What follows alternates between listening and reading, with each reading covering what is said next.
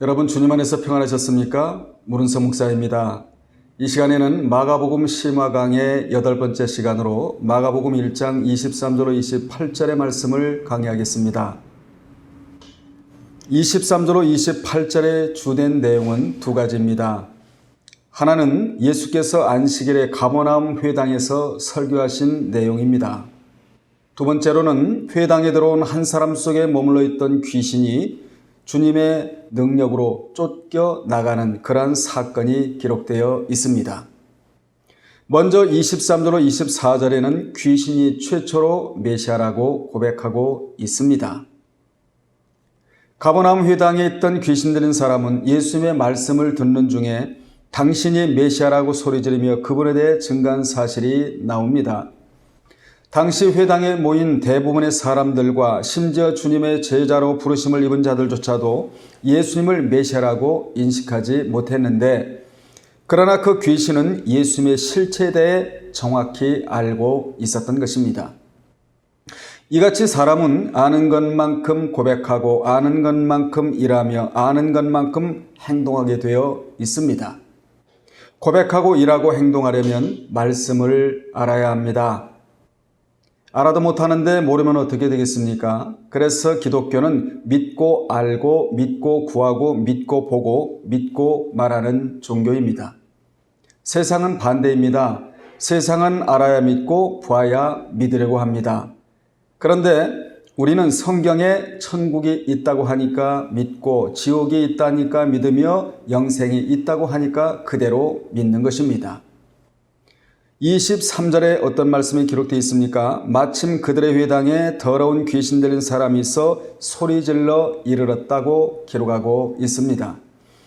이같이 귀신 들린 사람은 주님이 메시아라는 사실을 먼저 알아보고 소리를 질렀습니다. 그 소리 지른 내용은 다음 절인 24절에서 자세히 설명드리겠습니다.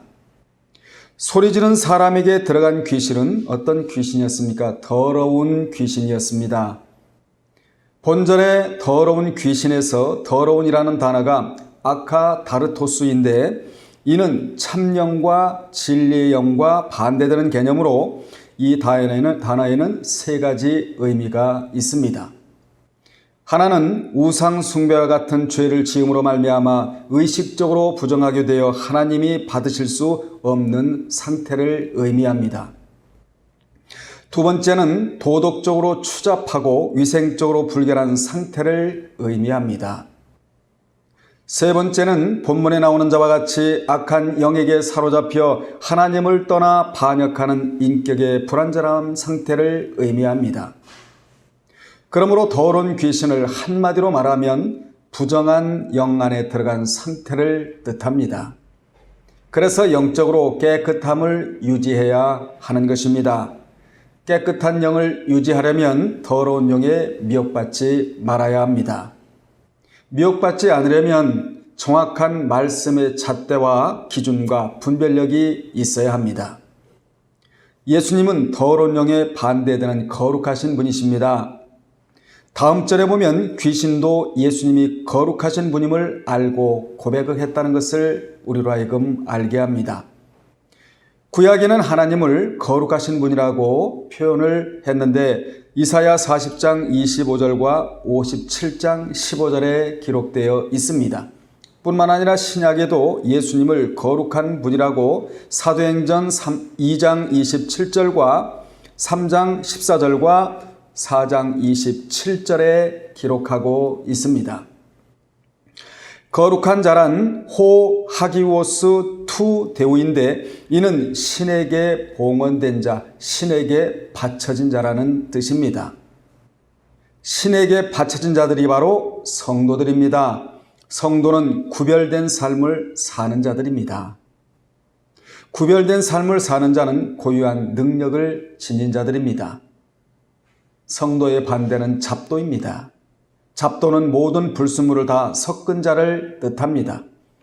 불순물을 빼고 사는 자가 성도이고 모든 불순물을 다 섞고 사는 자가 잡도입니다. 이 영상을 보시는 여러분들은 성도여야 합니다. 잡도는 신앙생활을 잘못한 자입니다. 잡도가 되면 큰일 나는 것입니다. 거룩한 영을 소유하신 예수님만이 더러운 영을 다스릴 수 있습니다. 마태 4장 24절과 마가복음 5장 15절과 누가복음 8장 36절에 보면 분명 귀신이 존재한다고 말씀합니다. 그렇습니다. 귀신도 존재하고 우상도 존재합니다. 분명 존재는 하지만 그러나 그 가치는 인정하지 말라가 성경입니다. 왜 그렇습니까? 귀신이나 우상은 가치를 지니고 있지 않기 때문입니다. 가치는 인격을 말하는데 귀신이나 우상은 인격이 없습니다. 그러나 주님은 정인격을 소유하고 계십니다. 그래서 성경에 보면 주님 앞에 서 있던 귀신들이나 주님의 이름으로 귀신과 사탄과 마귀를 대적하면 물러날 수밖에 없는 것입니다. 여러분 한번 생각해 보십시오. 정인격과 비인격이 충돌하면 무엇이 깨져 나가야 합니까? 당연히 비인격이 깨져나가야 하는 것입니다. 이것이 하나님의 법칙입니다. 그래서 성경은 그렇게도 인격자가 되라는 것입니다. 왜냐하면 인격자가 되면 귀신을 상대하지 않아도 되기 때문입니다. 그런데 인격도 격이 있습니다. 격 있는 인격이란 무엇입니까? 자신의 감정을 잘 컨트롤할 수 있는 인격을 말합니다. 사람에게는 지정의가 있습니다. 지정의는 다 인격과 관련된 품목들입니다. 지는 아는 기능이고 정은 감정을 뜻하며 의는 행동을 뜻합니다. 따라서 믿는 자는 감정 장애가 있어서는 안 되고 분노 조절 장치가 고장나서도 안 되는 것입니다. 그러면 인격의 격을 한층 더 높일 수가 있습니다. 믿는 자는 감성과 이성이 조화롭게 지배를 받아 신앙의 균형감을 잘 갖춰야 합니다. 그래서 하나님이 시편 뒤에 잠언을 주셨습니다. 시편의 지배를 받으면 감성이 살아납니다. 감성이 살아나면 손과 발과 마음이 움직여지므로 봉사와 헌신이 살아납니다. 무엇보다도 찬양이 살아나게 되어 있습니다. 이 감성에 이성이 주어지면 금상첨화입니다. 그래서 하나님은 그 감성에 이성을 가지라고 잠언을 주셨습니다. 잠언은 중점적으로 이성을 기르는 성경입니다. 판단력과 분별력은 이성에서 나옵니다. 이것이 길러지면 이단에도 넘어가지 않습니다. 여러분은 감성과 이성이 잘 조합된 균형감 있는 신앙인들이 되시기를 주님의 이름으로 축복합니다. 그리하려면 시편과 잠언을 많이 읽고 깨달아야 합니다. 24절은 귀신이 고백한 내용인데요. 24절을 읽겠습니다. 나사렛 예수여, 우리가 당신과 무슨 상관이 있나이까? 우리를 멸하러 왔나이까? 나는 당신이 누구인 줄 아노니 하나님의 거룩한 자니이다라고 귀신이 고백을 하고 있습니다. 귀신 들린 자가 예수님을 향해 처음 한 고백은 나사렛 예수여, 우리가 당신과 무슨 상관이 있나이까 였습니다. 귀신 들린 사람, 즉 귀신은 주께 와서 예수여, 우리가 당신과 무슨 상관이 있나이까? 우리를 멸하러 오셨나이까? 나는 당신이 누구인지 안다고 고백한 것입니다. 귀신은 계시록 20장 1절에 기록되었듯이 아직 천년왕국 때가 안 되었는데 왜 나를 결박하느냐고 질문한 것입니다. 천년왕국 때는 1000년 동안 마귀가 사탄과 귀신이 무저갱에 갇혀 있으므로 활동할 수 없지만 지금은 천년왕국 때가 아닌 지상에서 활동할 때인데 왜 일찍 오셔서 그 일을 못하게 하느냐고 반문한 것입니다. 그 고백 후에 당신은 거룩하신 하나님의 아들로 기름 부음 받은 자라고 고백한 것입니다. 원문에는 어순이 이렇게 나옵니다. 우리가 당신과 무슨 상관이 있나이까? 나사렛 예수여 라는 호칭으로 나옵니다. 마가복음에는 이러한 명칭이 4번이나 나오는데 본절과 마가복음 10장 47절과 14장 67절과 16장 6절에 차례대로 나옵니다. 나사렛은 예수님의 출생지는 아니었으나 유년 시절을 보내신 곳이므로 실질적 출생지라고 할 수 있는 곳입니다. 이 나사렛은 주님이 메시아로서의 활동이 드러나지 않을 때는 유대인에 의해 경멸받았던 지명이었습니다. 요한복음 1장 46절에 보면 나다나엘이 이르되 나사렛에서 무슨 선한 것이 날 수 있느냐고 할 정도였습니다. 따라서 본절의 더러운 영이 많은 사람들 앞에서 예수가 나사렛 출신이라고 크게 떠든 것은 예수님의 권위를 떨어뜨리려는 의도가 역력했던 것입니다. 그 더러운 귀신은 굳이 안 해도 될 나사렛 예수를 강조하면서 가버나움 사람들로 하여금 그분의 권위를 떨어뜨리려는 수작이었습니다. 당시 가버나움은 갈릴리를 대표할 수 있는 큰 도시였으므로 나사렛을 들먹이면 가버나움 시민들에게 충분히 영향을 미칠 수 있는 간악한 방법으로 고백했던 것입니다. 이 의도를 아셨던 주님이 이 귀신의 고백을 들으실 리가 있었겠습니까? 거절하셨습니다. 단호하게 거절하셨습니다. 그러므로 자백이나 고백은 언제나 진실을 앞세워야 합니다. 입술만의 자백과 고백은 소용이 없습니다. 마음과 입술이 하나가 되어 죄에 대한 자백이나 신앙의 고백을 해야 합니다. 따라서 믿는 자는 마음과 입술이 하나가 되어 있어야 합니다. 따로 놀면 문제가 발생하는 것입니다. 이같이 보잘것없는 주님의 출신지와도 같았던 나사렛이 주님이 메시아로 등장하신 이후 존귀한 지명이 되었습니다. 사도행전 3장 6절을 참조하시기 바랍니다. 주님 때문에 그 나사렛이 존귀한 땅으로 변한 것이지요. 우리도 주님을 만나기 전에는 나사렛에 있는 사람들 같이 보잘것없는 사람들이었습니다. 그러나 주님을 만남으로 존귀한 자들이 된 것입니다. 우리는 보통 사람들이 아닙니다. 아주 특수한 사람들입니다. 왜 우리가 특수한 사람들입니까? 하나님이 특수하시고 예수님이 특수하신 분이시고 성령님이 특수하신 분이시며 성경이 특수하고 교회가 특수한 곳이기 때문입니다. 그러한 곳에서 우리는 보통 사람으로 남아서는 안 되고 아주 특수한 사람으로 살다가 특수한 채 천국으로 가야 하는 자들이 바로 우리인 것입니다. 아무튼 주님이 그 지역에 머무시면 지역이 살아납니다. 주님이 그 가정에 머무시면 가정이 살아납니다. 주님이 사업장에 머무시면 사업장이 살아납니다. 주님이 머무시는 자리에는 우상이 사라지고 저주가 물러가게 되어 있습니다. 여러분은 주님을 꼭 모시고 살아가는 분들이 되시기를 바랍니다. 이같이 더러운 영은 자신들을 가리켜 우리라는 표현을 하면서 우리를 멸하러 왔나이까? 라는 의문문의 형태로 질문을 한 것입니다. 이렇게 영적으로 상당한 지적 능력을 지녔던 더럽고 악한 영은 예수 그리스도께서 이 땅에 오신 중요한 목적 중에 하나를 정확하게 지적한 것입니다. 예수께서 이 땅에 오신 목적이 무엇입니까? 그것은 바로 사탄의 권세를 멸하여 죄와 사망의 권세 아래에서 고통당하는 주님의 백성들을 구원하러 오신 것입니다.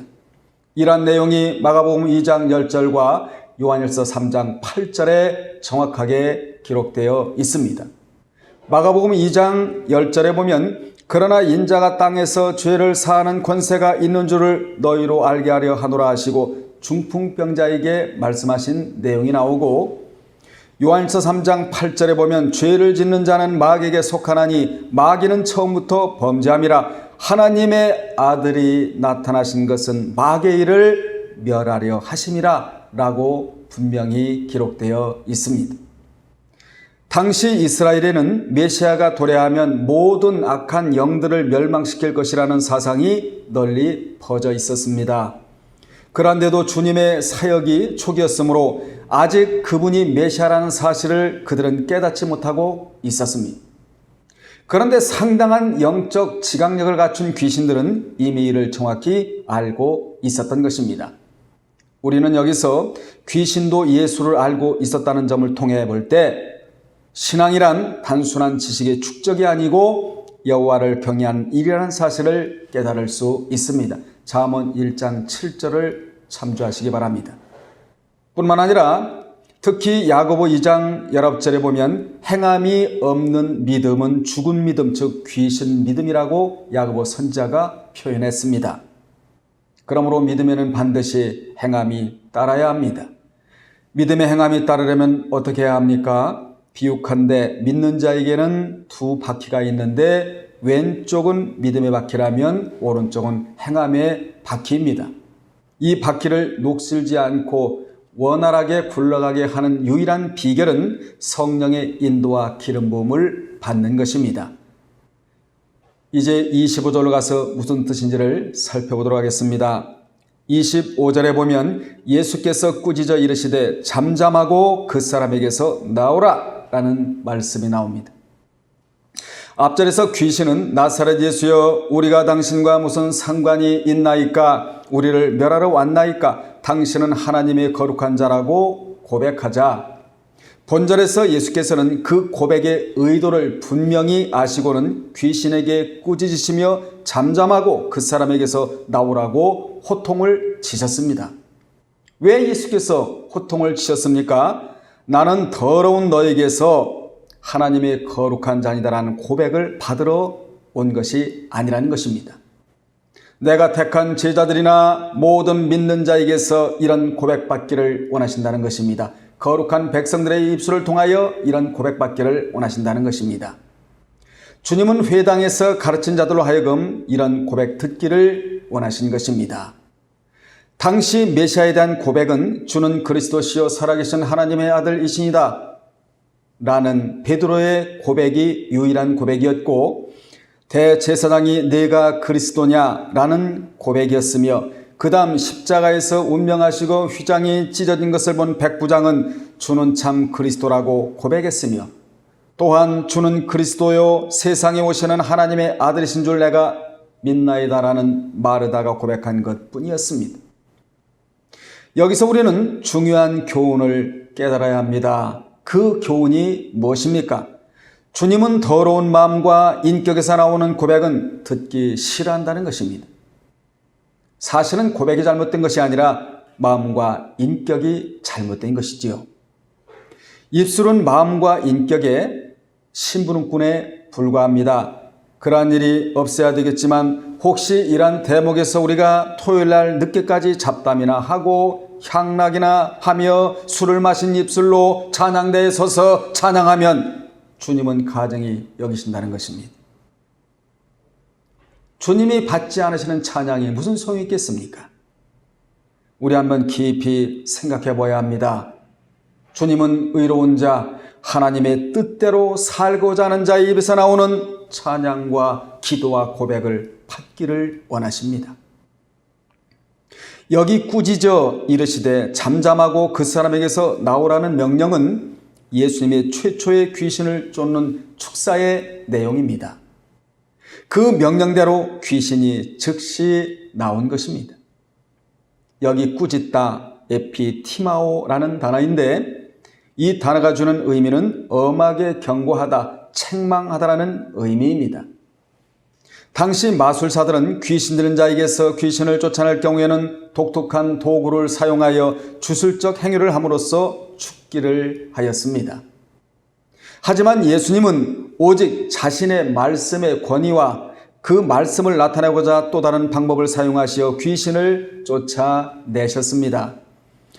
주님은 귀신을 내어 쫓는 일뿐만 아니라 바람을 잠잠하게 하신 일이나 마가복음 4장 39절에 또한 질병을 고치시는 일이나 누가복음 4장 39절 등에 있어서도 오직 말씀의 권위로 자연과 귀신들을 꾸짖으셔서 그것을 원래의 상태로 회복하는 사역을 행하셨습니다.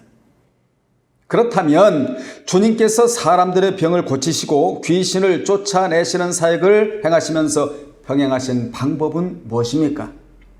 첫째, 때로는 손을 잡아 일으키셨습니다. 마가복음 1장 31절입니다. 그러자 열병이 즉시 떠나갔습니다. 두 번째로는 때로는 손을 대시며 말씀하셨습니다. 마가복음 1장 41절입니다. 그러자 즉시 나병이 떠나고 깨끗해졌습니다. 세 번째로는 때로는 죄사함을 선포하기도 하셨습니다. 마가복음 2장 5절입니다. 그러자 즉시 죄사함을 받았습니다. 네 번째로는 때로는 짐승 같은 매개체를 이용하기도 하셨습니다. 거라사인 지방의 돼지떼 같은 경우입니다. 다섯 번째로 때로는 기도를 통해서 고치시기도 하셨습니다. 마가복음 9장 29절입니다. 이 모든 행위들은 말씀의 권위라는 일정한 기준 아래서만 수반되는 행위였습니다.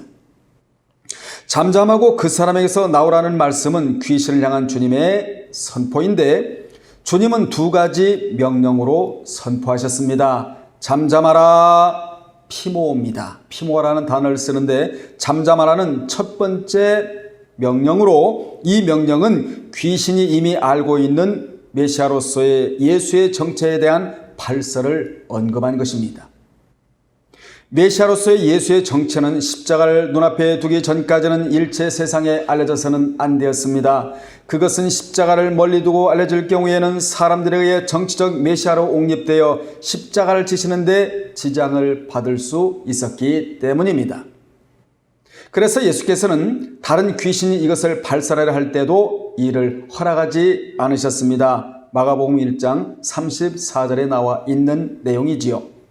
그래서 예수께서는 이를 경계하셨는데 나병 치유 이후에도 이를 경계하셨습니다. 마가복음 1장 43절입니다. 이를 예수님의 은익사상이라고 신학적으로 그렇게 표현합니다. 특히 잠잠하라에 해당하는 단어는 입에 재갈을 물리다라는 의미가 있다는 점을 고려해 볼 때 예수가 십자가에 달리기 직전까지 그것이 얼마나 비밀스럽게 지켜져야 했는지를 알 수 있습니다. 주님의 두 번째 명령은 나오라 엑셀 코마이입니다. 이 명령은 치유행위와 관련되어 있습니다. 잠잠하라는 발설을 언급한 것이라 이미 말씀을 드렸습니다. 예수님은 자신에게 항변하는 귀신을 잠잠케 하시는 데 그치지 않으시고 이어 귀신에 들려 고생하는 자로부터 귀신을 내어 쫓으신 것입니다. 쫓는 방법은 구차한 방법이 아니었습니다. 나오라 엑셀 코마이 나오라였습니다. 이 단어는 신적 권위가 엄청나게 실린 명령어입니다. 귀신은 지금까지 회당에 있던 귀신들은 사람 안에 거하다가 이 명령이 떨어지자 그 사람 밖으로 쫓겨나가야만 했습니다. 예수님이 회당에서 잠잠하라 나오라는 두 가지 명령에 의해 귀신을 회당 밖으로 즉 그 사람 밖으로 쫓아내신 것입니다. 그러면 예수님이 회당에 들어오심과 귀신이 쫓겨나가는 한가운데 무엇이 있었습니까? 예수님의 권위 있는 말씀의 선포가 있었음을 알게 합니다. 이같이 예수께서 이 세상에 오심은 사탄의 세력을 멸망시키려 오신 것임을 알 수 있습니다. 26절을 보겠습니다. 더러운 귀신이 그 사람에게서 경련을 일으키고 큰 소리를 지르며 나오는지라 라고 기록하고 있습니다. 예수의 말씀은 하나님께서 보내신 자로서의 능력이 있었습니다. 따라서 귀신은 자신의 지혜에 근거한 항변에도 불구하고 자신이 거하던 사람으로부터 나올 수밖에 없었습니다. 마가는 당시에 귀신이 쫓겨나가는 상황을 뭐라고 묘사했습니까? 경련을 일으키고 큰 소리를 지르며 나갔다고 묘사했습니다. 다시 말하면 발작하며 몸부림치고 나갔다는 것입니다. 강한 비명을 지르며 나갔다는 것입니다. 귀신은 예수의 말씀의 권세 아래에서 한마디 저항도 하지 못하고 시각적인 면으로는 경련을 일으키고 또한 청각적인 면으로는 소리를 질러 보이면서 쫓겨남을 당한 것입니다. 이같이 마가는 귀신이 거하던 사람이 쫓겨나가는 추후의 장면을 실감나게 하기 위해 경련을 일으키고 죽음에 이르는 듯한 통곡의 소리를 동시에 나면서 극히 상실감과 더불어 마지막 저항을 표현하고 있습니다. 마가 이런 표현 방법은 아담이 범죄한 이후부터 계속하여 인간을 지배하여 왔던 악한 영으로부터 승리하시는 예수의 권세를 더욱 훌륭하게 부각시키고 있는 것입니다. 특히 귀신이 큰 소리를 지르는 장면은 병행구절인 누가복음 4장 35절에는 기록되지 않은 마가만의 독특한 표현으로서 사탄의 세력의 완전한 패배를 강렬히 암시하고 있는 것입니다. 27절은 귀신이 떠난 이후의 장면입니다. 다 놀라 서로 물어 이르되 이는 어찌미냐 권위 있는 새 교훈이로다 더러운 귀신들에게 명한즉 순종하는도다 하더라라는 말씀이 기록되어 있습니다. 귀신이 나가자 그 자리에 있던 사람들이 다 놀라 서로 물어 이르되 이는 어찌미냐 권위 있는 새 교훈이로다 더러운 귀신들에게 명한즉 순종하는도다 라고 했는데 이 자리가 바로 주님이 메시아 하나님이심을 증명하는 자리입니다.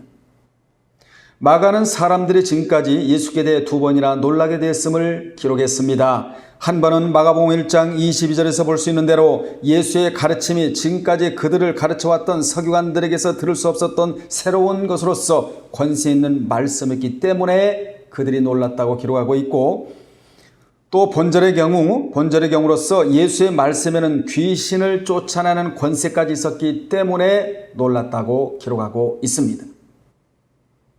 회당에 모인 무리들은 일어나리라고는 꿈에도 생각지 못했던 일, 즉 귀신이 쫓겨나가는 것을 목도함으로써 매우 놀랐는데 그들은 여기에서 놀랐고 22절인 주님의 가르침을 보고도 놀란 것입니다. 주님을 보고 놀라지 않을 자가 누가 있겠습니까? 귀신도 놀라고 사람도 놀라는 것입니다. 그만큼 주님은 능력을 가지고 계신 분이셨습니다. 28절을 보겠습니다. 예수의 소문이 곧 온 갈릴리 사방에 퍼져나갔다고 기록하고 있습니다.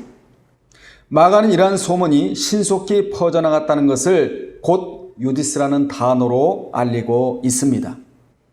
마가는 이같이 이 유디스를 본절에 소문이 급속히 확산되는 데 사용했고, 다음 말씀에 나오는 예수께서 시몬 베드로의 집으로 향할 때 곧 행하셨다고 29절에 밝혔으며, 그리고 30절에 시몬 베드로의 장모의 열병이 예수께 보고되는 장면에서 연속적으로 3번이나 사용하여 하나님의 복음의 급진성을 드러내고 있습니다.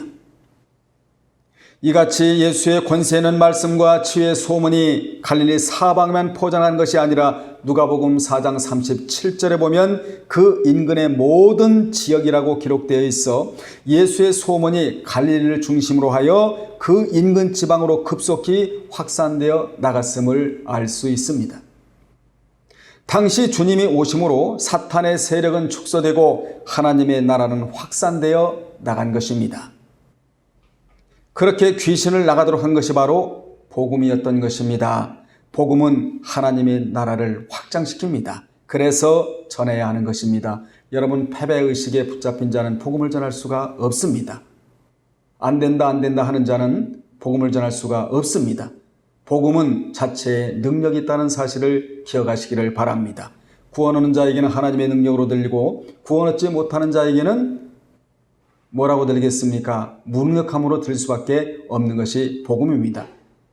복음에는 성령의 능력과 권능이 실려 있어서 우리는 전할 뿐이지만 중생하는 능력은 성령께서 하실 일이지요. 여러분은 복음을 전하는 전도자들이 다 되시기를 주님의 이름으로 축원합니다. 이같이 귀신을 쫓아내고 말씀을 가르치는 것도 바실레이아 투데오 하나님의 나라 때문입니다. 여러분, 우리가 밥을 먹고 우리가 기도하고 찬양하고 말씀 사모하고 예배하고 주일을 하는 자체가 무엇입니까? 하나님의 나라를 이 땅에 세우기 위함입니다. 하나님 나라가 이 땅에 세워지면 천국도 확장되는 것입니다. 그만큼 믿는 자도 늘어나게 되어 있는 것입니다. 그러므로 성경의 대주제는 무엇입니까? 바실레이아 투데오 하나님의 나라입니다. 주님은 여러분으로 하여금 이 복음이 큰 물살을 타고 빠르게 퍼져 나가기를 원하십니다. 여러분 모두가 복음의 사람들이 되시기를 주님의 이름으로 축복합니다. 결론 내리겠습니다. 가버나움 회당에서 권세 있는 말씀으로 가르치시고 귀신 들린 자를 고쳐준 주님은 오늘 우리가 살고 있는 현장에 계십니다. 그분은 결코 우리 곁에 벗어나 계시지 않습니다. 우리 안에도 계시고 밖에도 계셔서 역사하십니다. 특히 그분은 복음의 현장에 계셔서 응원하십니다. 여러분은 복음의 현장에서 주님의 기적을 체험하는 분들이 되시기를 주의 이름으로 축복합니다. 다음에 또 말씀으로 찾아뵙겠습니다. 주 안에서 평안하십시오.